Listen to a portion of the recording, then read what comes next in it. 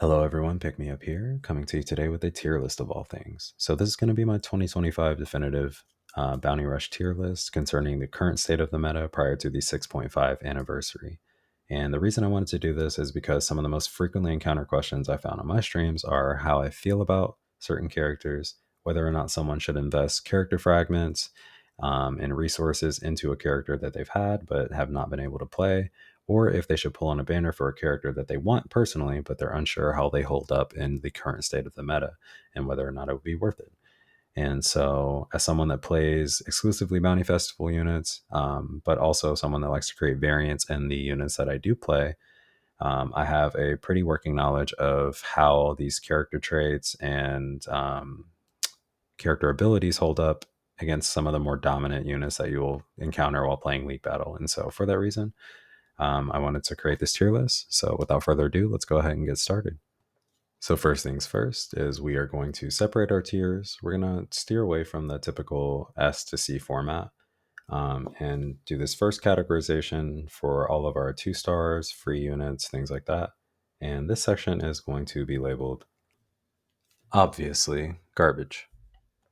And here within this section, we are going to find a lot of our 2-star units, 3-star units, pre-time skip Straw Hat Pirates, characters that were first introduced into the game when it launched, characters that you know have no utility in any meta, let alone the current 6-year state of the game.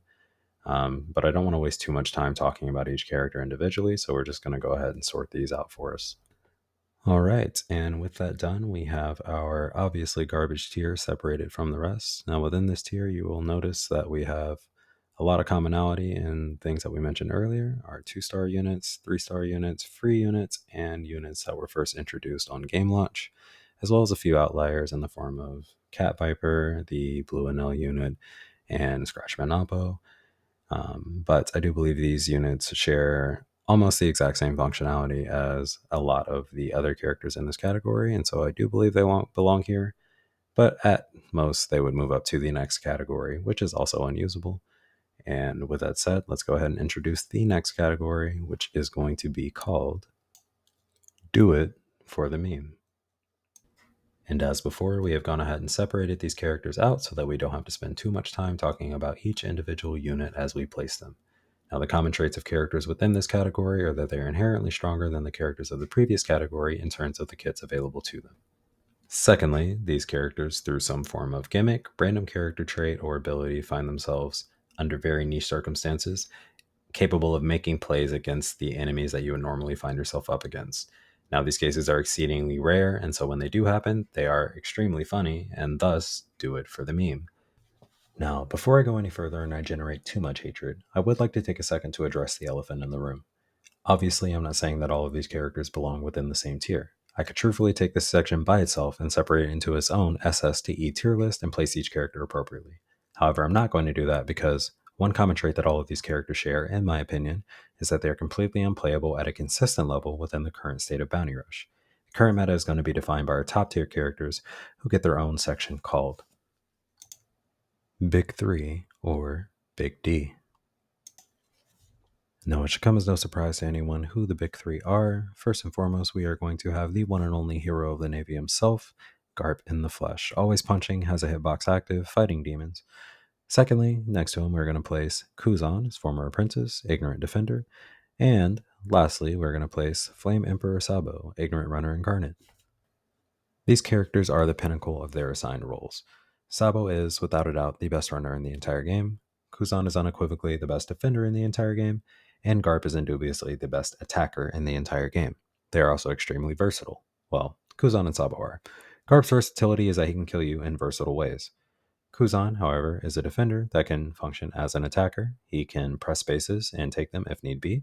He can defend runners who are capturing bases by placing Ice Age on them and applying debilitating status effects. His Ice Ball status effect is so debilitating, in fact, that it forces you to run characters that either A, are immune to status effects under certain conditions, B, reduce the effect time a status is applied to them by 80%, C, run support tags that reduce the effect time a status is applied to you, or D, if all else fails, run metal traits that reduce the application time of Ice Ball specifically. Sabo concurrently forces you to play defenders that are capable of keeping him off of a flag. He must have multiple forms of knockback, pulls, or means to remove his Flame Emperor state while also surviving the onslaught he's capable of dishing out. He's one of the only runners capable of capturing a base from Kuzan while he is actively defending it. He has an attack kit capable of killing Garp with relative ease.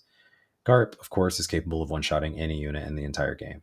His stacking attack and defense buff turn him into a literal tank with nothing but violence on the brain.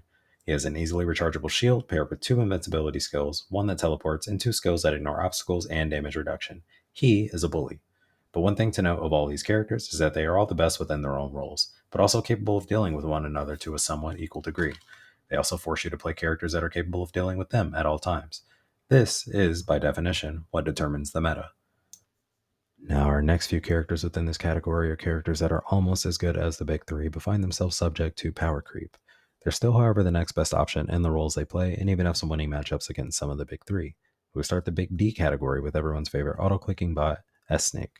She has access to status effects through 2 skills, can defend any base on the map with correct positioning, can overcharge bases, has access to multiple forms of knockback, damage immunity, far-reaching normals, and she can remove states applied to characters. There's a reason that auto-clickers lock in S-Snake, and that is because she can determine the outcome of a match by simply existing on the base. For that reason, she takes our first spot in the Big D category. Next, we have everyone's favorite boy, Rob Gucci in the flesh. Perfectly designed character through and through, Lucci can do it all. As a runner, he's the most mobile character in the game, he's invisible on the enemy minimap, and is difficult to remove from the flag without the right tools. As an attacker, he has access to insane healing, damage reduction, and a status effects that makes the enemy literally incapable of fighting back. With the right mind behind him, Lucci can play the battlefield skillfully to deal with any and all situations. Next, we have Light Shanks. Light Shanks, unlike Sabo, cannot capture bases while there are enemies present. However, Light Shanks does exceedingly well at gentrifying the neighborhood. His commissary has great range, ignores obstacles, ridiculous damage, and inflicts recovery block. His other 2 skills give him access to an instant KO on enemies below certain health thresholds, as well as a teleport and red hockey state.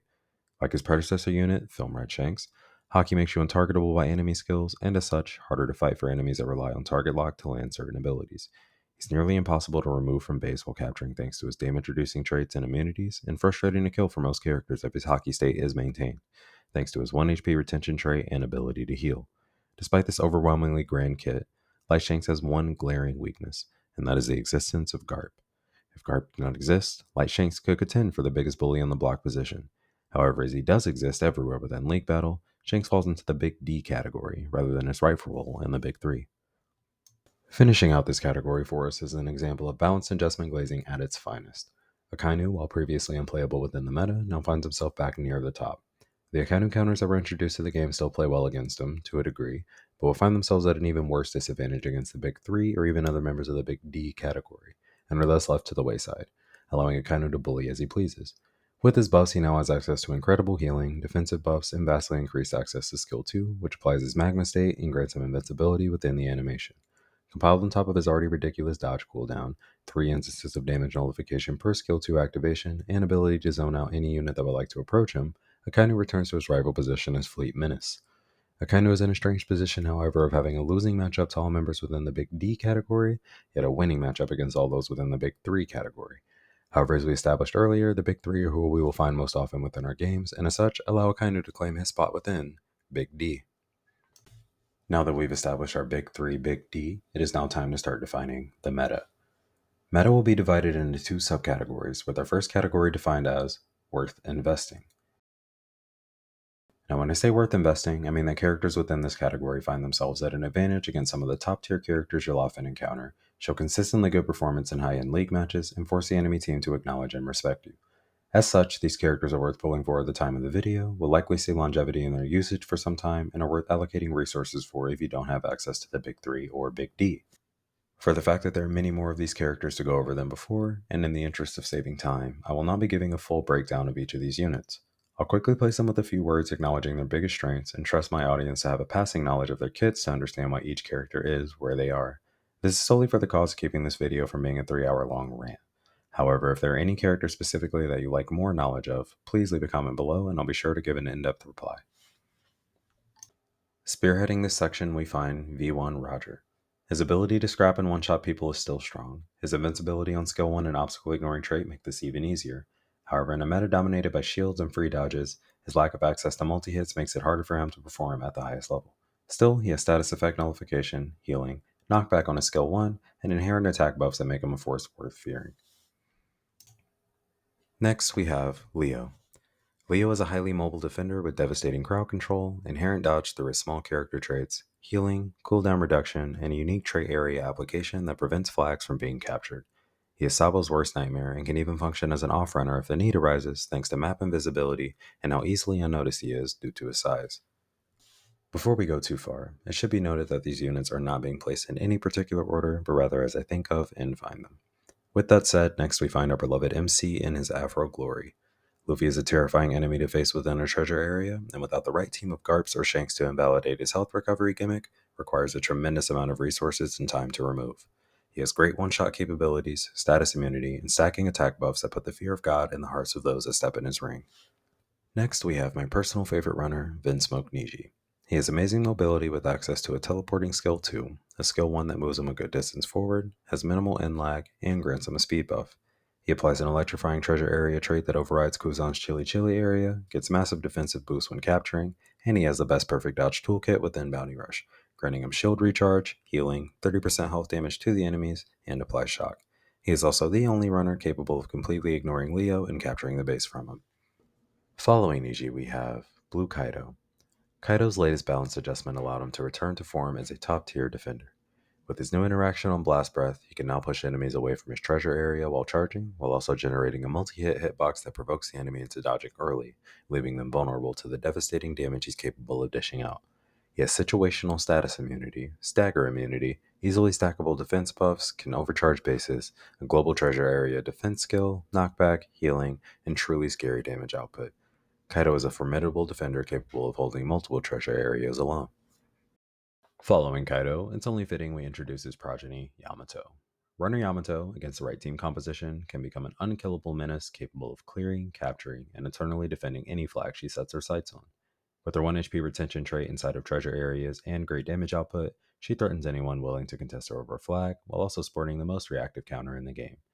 The immortality unfortunately finds its foil against units like Shanks, Kuzan, Afro Luffy, or Kobe, but within her kit she contains the tools needed to somewhat level the playing field, in the form of Ice Ball immunity for Kuzan, applicable recovery block, knockback, status immunity, and damage reduction on her charge skill, buffs to help with steamrolling when your team has treasure advantage, and defense ignoring normal attacks when below 10% HP. If not for Kuzan being so prevalent in the meta, Yamato would easily find her way into the big D category. But as our biggest counter is the most dominant unit we face, comfortably finds herself worth investing in. On the theme of Onigashima, we continue with my personal favorite EX unit ever introduced, Zoro. While Zoro faces his hardships in this meta in the forms of Garp skills, and to all of our surprise, Ice Ball, he does retain perpetual elemental advantage against Garp and natural elemental advantage against Sabo. For Sabo, this can be frustrating, as your Flame Emperor state can be removed with ease, forcing you into a scenario where you can no longer capture freely, and you're being chased down by a battle-crazed demon with stagger resistance against you and absurd damage output. He continues to be a bane to units like Akainu, Roger, and anyone within the red, green, blue archetype, thanks to his color swapping mechanic and ability to put you in 50-50 guessing scenarios. With Light Shanks on the prowl, however, and no status immunity under any conditions, it's hard for him to navigate and dominate the battlefield as freely as he once did. Still, a strong unit, easily worth investing in. And next we have Vinsmoke Ichiji. Ichiji is a wonderful addition to red teams, sporting the trademark Vinsmoke durability shield, self-applied status effects and resulting immunity to outside status effects, obstacle ignoring multi-hit attached to a free flight mobility skill, and insane damage output. He heals and refreshes the cooldown of his skill 2 when attacking ice walls or Sabo's flame wall, contains mix-up within his skill 2 through baited dodges, immediate release, or total repositioning, as well as being the pinnacle of the multi-hit attacker character type. While often this can be a detriment by instantly recharging skill 1 to anyone bearing a Kaido, Wildfire, Metal set, it's exceedingly difficult to live through an Ichiji barrage without good timing on dodges, or invincible skills to weather that imminent storm of blows.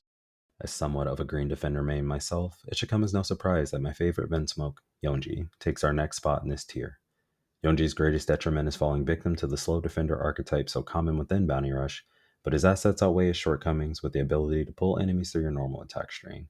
Long-range repositioning of enemies with your skill 1, pulling them into the treasure area with you into a forced engagement, or pulling them out of the treasure area to save a contested flag. Offensively, this can be used to pull enemy defenders away from their own treasures, robbing them of the vital buffs they depend on. His skill 2 is what's truly worth respecting, however, thanks to its constant hitbox, defense ignoring trait, damage output, as well as on-hit healing and shield refresh. If trying to capture a flag he's currently protecting, it refreshes the skill 2, turning him into a Beyblade with scary kill potential, good damage reduction, status immunity, knockback resistance, and a shield on top of it all. Blue Nose sneaks his way into this tier through sheer capture and comeback potential. Blue Nose is quite literally a mosquito that you're constantly swatting at, and you can't rest easy until you're fully rid of him. Damage reduction ignoring abilities, GARP, or hard hitting skills like Roger's Commissary are going to severely limit his ability to cartwheel freely through cramped maps, but with healing on hit and the ability to increase enemy skill cooldowns, often you'll find people just trying to avoid being hit as he passes through. Pair this with his Door skill, which allows them to teleport either to the farthest or closest enemy base depending on charge time, and you have a backcapping machine, constantly creating space for your team to advance or making last second clutch plays in close games. Let's not forget to add in that he has massive damage reduction while enemies are on base with him while he's capturing, knockback down and status immunity, as well as healing when status effects are applied to him. So defenders have to deal with him in a very specific way that not all defenders are capable of. That, or you call your friendly neighborhood guard. CP9 stands strong together as we introduce Jabra. Jabra has a unique mechanic of his skill 1 using his defense stat and damage calculation rather than the norm of attack. As he also builds a stacking defense buff, this allows you to create a tanky attacker with insane damage potential. Anyone familiar with the game knows what I'm talking about because being on the receiving end of a raw Jabra skill 2 spells death for most. This creates caution in the way you approach Jabra, but also you have to play around the fact that he has a recoverable durability shield and a teleporting skill 1 that increases your dodge cooldown. All this to say, you have to avoid jobber skills as a priority if you value life, and you have to constantly be aware of him if he's in your vicinity. Tack on his high mobility due to the movement from the first 2 attacks of his normal chain, and you find yourself with a highly mobile tank with a kit that says, respect me or pay the cost. An added benefit that we haven't spoke of yet is that Jabra, alongside any other investment-worthy Zoan character, will make a great addition to your support, even should they fall from meta. This creates long-term returns in your investment and easily earns him his place in this tier. On the theme of Zoan characters, we bring in Animal Kingdom Pirates Jack. Jack is a beneficiary of recent balance adjustments gone right. Jack, as an attacker, excels in multiple areas. He has great range and multi-hit on his normals, which allow him to stack his attack buffs faster as they increase on hit, allowing him to do massive damage. He has the requisite tankiness and health-dependent status immunity to safely engage with Kuzan or other status-afflicting characters. He heals on hit with both his skills and normal attacks, and he has good mobility in his skill 2, which transforms him into a rampaging hitbox that increases enemy skill cooldown, applies Tremor on startup, issues a truly unholy knockback distance, as well as another wide range hitbox on end, for good measure. While this can make you a target for the enemy, he benefits from massive damage reduction while transformed, and retains the on-hit healing as well. Even in a worst case scenario, this forces the enemy to dodge, which opens them up to attacks from your team as you run through, or open up to your own skill 1 afterwards if they decide to chase you. And of course, let's not forget that Zoan tag.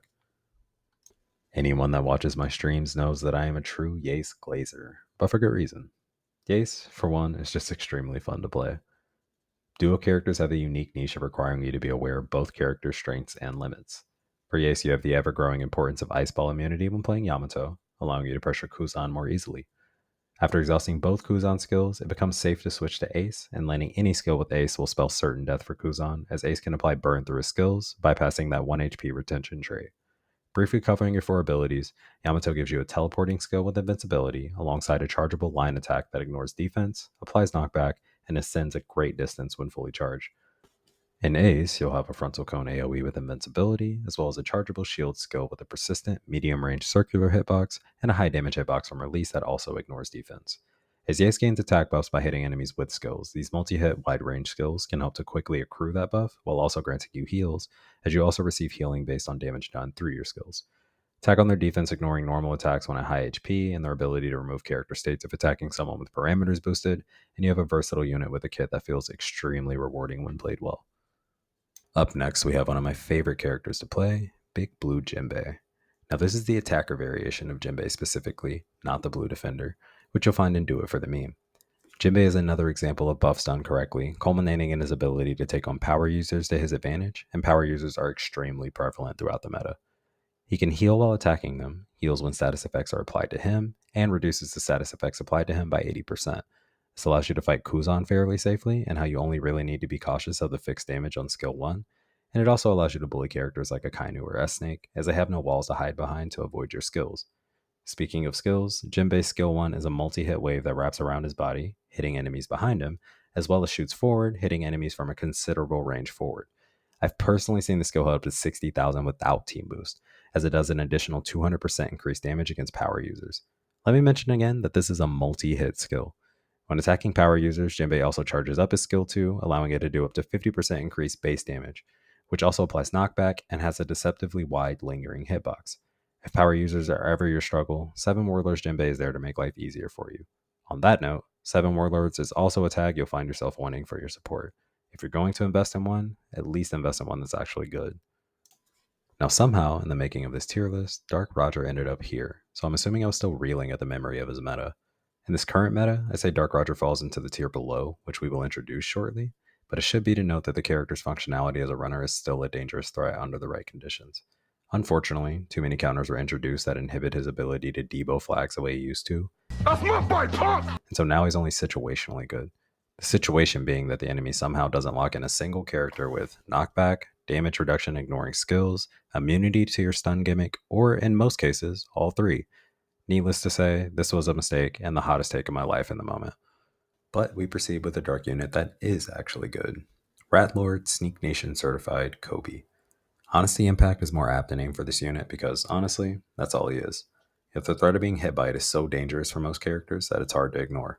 He's surprisingly resistant to damage, has status immunity in most cases, heals on teammate death as well as on hit with Honesty Impact, receives skill empowerment and skill cooldown on teammate death, and has the mobility of an actual rat, culminating in a playstyle that just screams, I'm a bitch, yes, but what can you do about it? Kobe players prey on the downfall of their own. There is no such thing as loyalty. Your death serves their agenda, and they will forever skirt around the perimeter of the map waiting for their opportunity to jump in after you die. Then they'll probably throw up a smile emoji or flame the team if you still end up losing. All that to say, the character is actually good and is the definition of a comeback mechanic, but it's still annoying. Truthfully, I question my own thought process of when I place Kalgara here, but if we're ranking characters based on their functionality in the current meta, then I say Kalgara has one mission, and that mission is killing Garp or Akainu. His skill 2 specifically is a multi-hit hold skill that ignores damage reduction and keeps him alive at 1 HP for as long as the skill is active. His Garp nor Akainu have a trait that prohibit this. If Kalgara manages to get close enough to touch them, it's probably time for them to start casket chopping, and for that, we appreciate him. He also still functions as a strong deterrent for runners carelessly approaching, especially if he has element advantage. That said, I think his struggles with Kuzan and Sabo make him tough to reliably play. Still, not a bad unit to invest in, as his role is consistent, he has good damage, and an abusable gimmick if left unchecked. And next we have Skill Gap, the character. Green Clear Fruit Shiryu is a character I do not advise playing if you are new to the game, struggle with perfect dodges, or if using your brain hurts. Shiryu's kit requires optimal management of a gauge that lends him HP retention traits, the ability to remove character states when attacking enemies, and a teleporting instant kill ability that bypasses all revival traits.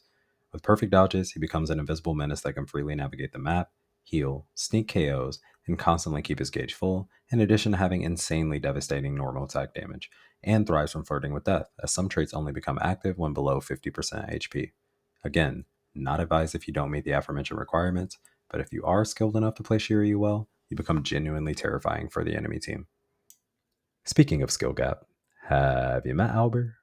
Another possessor of the Perfect Dodge benefits package. Opbr applies flames to himself for every successful perfect dodge, granting him 3 free damage nullifications, which in turn allow him to more easily refresh his count with another perfect dodge. He already has immense damage output and defense ignoring skills, but add on to that the additional fixed damage and a 50% damage boost when attacking enemies with boosted defense, and you have a unit that is willing to brave just about any situation in order to secure the KO, with access to a long range knockback with a lingering hitbox, as well as a teleporting skill. Should the enemy nullify any flames you would inflict, they lose their self-afflicted character states as well, meaning he's always a risky encounter for characters like Sabo or Akainu. Do you like Zoan tags on your support? Because, like all Animal Kingdom pirates, he's also a Zoan. Really good unit worth investing in. As Dark Roger somehow made it here in my initial assessment, it's only fitting if we include Dark Uta as well. Dark Uta essentially functions as a better version of Roger in her runner form, with the mobility to freely glide through the map to the enemy bases, but she has a benefit of a shield, which will soak up some damage along the way. This allows her to bypass a straight guard blue hole, unlike Roger, who would just die from daring show his face. Once there, she can spawn a pumpkin on the enemy flag, which further protects her while she captures, and without proper damage, traits that increase damage dealt to obstacles spawned by enemies, or obstacle ignoring attacks, it's unlikely you'll stop her from doing so. She can then switch her role to defender, making her doubly useful in her ability to stall reclaiming flags, and if the going gets tough, she can just refresh her shield, fly away, and repeat the process elsewhere. She's much more easily handled now than on release, but if there's a going theme in Bounty Rush, it's that durability shields are broken. Against the right team composition, Uta can find herself extremely powerful, but in the current meta, it's likely she'll just function as a viable counter to Light Shanks and an annoying presence for the enemy team. Bringing up the rear, we have the recently buffed Soba Mask. Soba Mask has always had rap potential, but now he's rap personified. This invisible scum is a pure runner if there ever was one. Soba Mask's MO is to have 0 interaction with the enemy themselves and 100% interaction with the enemy flags. With a refreshable durability shield on perfect dodges and captures, the inability to be targeted, increased tankiness while capturing, the ability to freely go invisible and move about the map, as well as a mobility skill that grants him knockback and down resistance, in addition to displacing him from nearby enemies. He's a character you have to track and be wary of at all times, else you'll find yourself on the receiving end of a swift 0-5. There's a famous quote amongst old Overwatch players pertaining to Junkrats that similarly speaks of Soba Mask players. If the enemy can see you, you're playing the game wrong. Unfortunately, there was an error with the screen recording, but I would like to say that Eket Sanji actually found himself the last member of the Worth Investing tier. Now, if you would like further details as to why I believe he belongs here, please leave a comment below and I'll be happy to answer any questions you may have. But with that said, let's go ahead and introduce our final category of characters, which we will call playable, but not really. When I initially thought of making this video, I promised myself that it wouldn't turn into another 3-hour rant about every single character in the game. The raw footage of making this tier list instead resulted in a 4-hour video. This section alone took 2 hours. For that reason, we've condensed and voiced over a lot of the tier list. I'm not going to individually go through all of these characters as we've done with those prior, as I don't believe these characters are currently worth discussing in that much detail. Each character has a glaring shortcoming that prevents them from consistently performing well in the current meta, and are extremely matchup dependent on if they can perform at all.